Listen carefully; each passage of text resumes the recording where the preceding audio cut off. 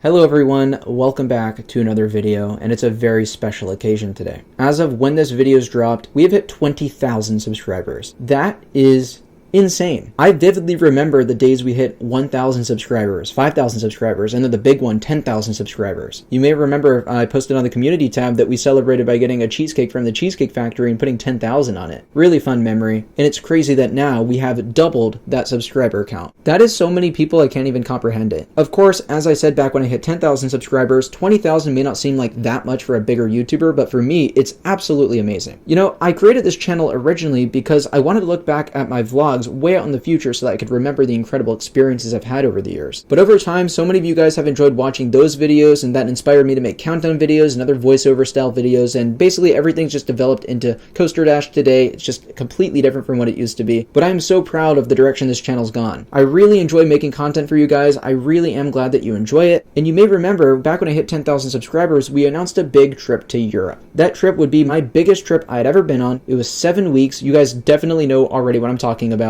I posted so many vlogs from so many different parks across Europe, and it was an amazing trip. Truly one that I will never forget. I did it with my brother Sean. It's fantastic. And I'm so pleased that so many of you guys enjoyed that. That series did tremendously well for my channel. I attracted so many new European viewers to the channel, which is so important. I think only like 56% of my views are from the United States now. That's amazing. To celebrate 20,000 subscribers, I'm very proud to announce that we will be going back to Europe. Another international trip, guys. Let's go! Unfortunately, my brother is not able to join me for this because he has some college work going on, but I didn't want to do it alone, of course, so I called up my friend Josiah from National Coasters and see if he'd be down, and he absolutely was. So him and I will be in Europe for 2 weeks, much less than the 7 weeks we did last time, but you have to consider that 3 of those 7 weeks were taken up by hiking in Switzerland, so really it was more like a 4-week trip. We were originally going for 3 weeks. Josiah could only get 2 weeks off of work, but I'm still so happy with our itinerary. I think it's great. I learned a lot from our last trip to Europe. For example, we booked a rental car last time. That really wasn't the way to go. We were overcharged because we didn't realize there was such a strict mileage limit. And when I say overcharged, I mean we were overcharged significantly. This time, I'm excited to say we're only using public transit. In America, you really do need a car, so if you live in Europe and you're doing an international trip to America, sorry, that's just how it is here. But in Europe, that's very much not the case. Especially since a lot of the parks we're going to this trip are located in or near very populous cities. So with that being said, you may be wondering, what parks are we going to? What countries are we going to? This trip, I really wanted to focus on some countries we didn't get around to last time, or some countries that we visited very briefly. One that I really wanted to do was Spain. And I'm so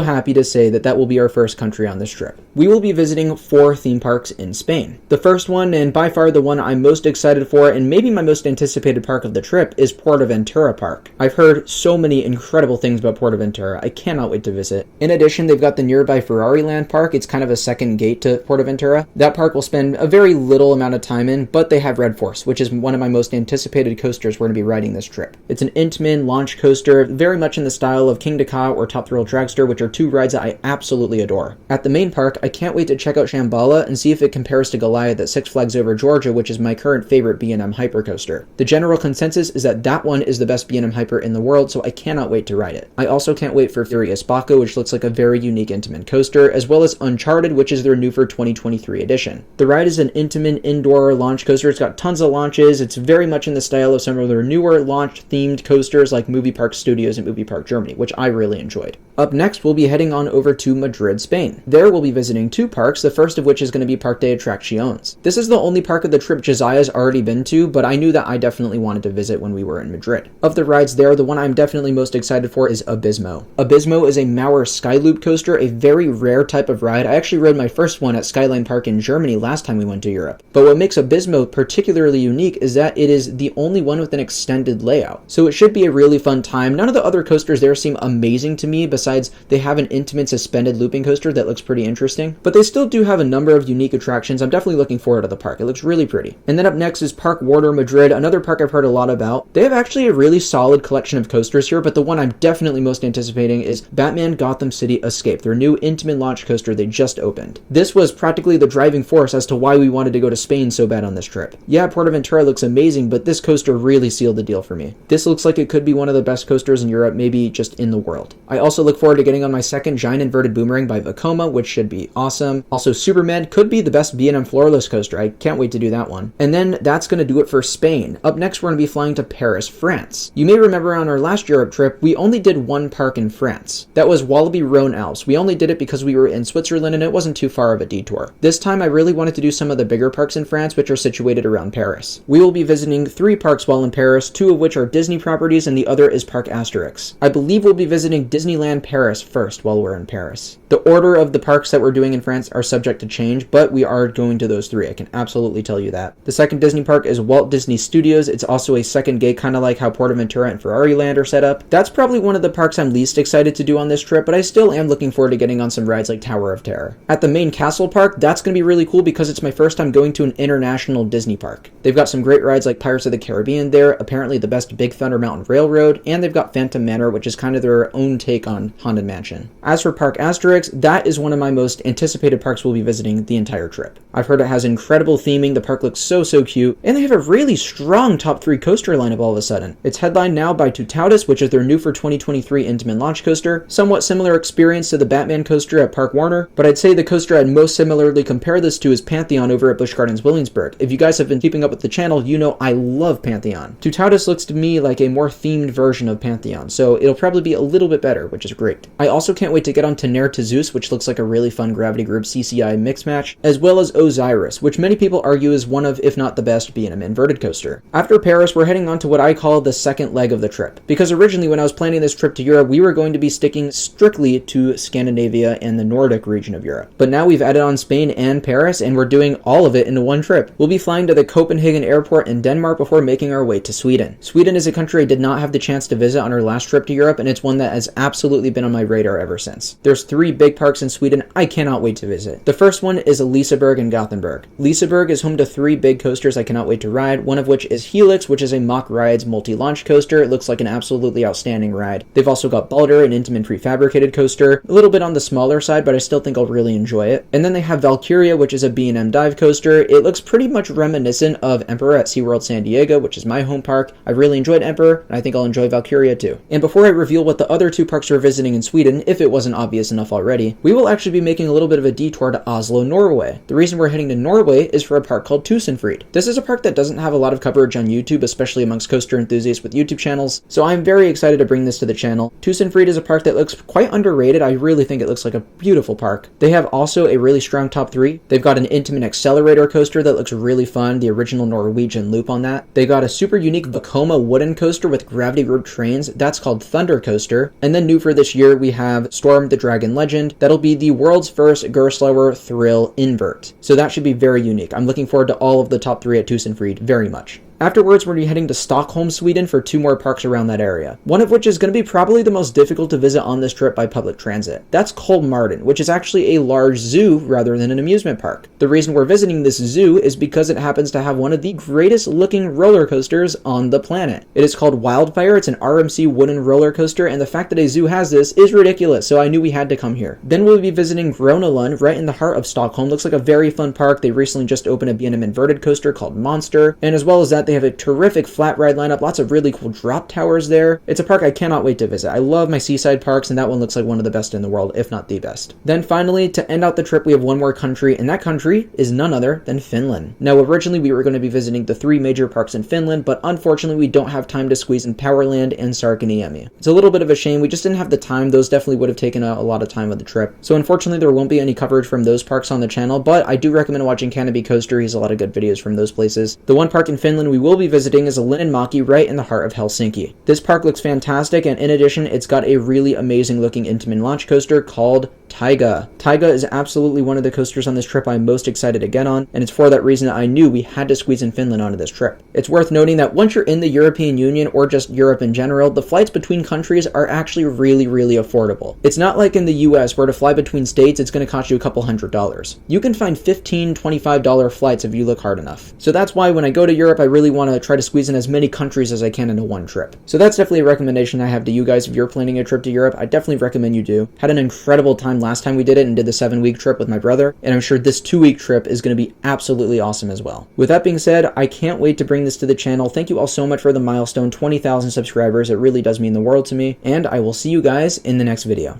Bye guys.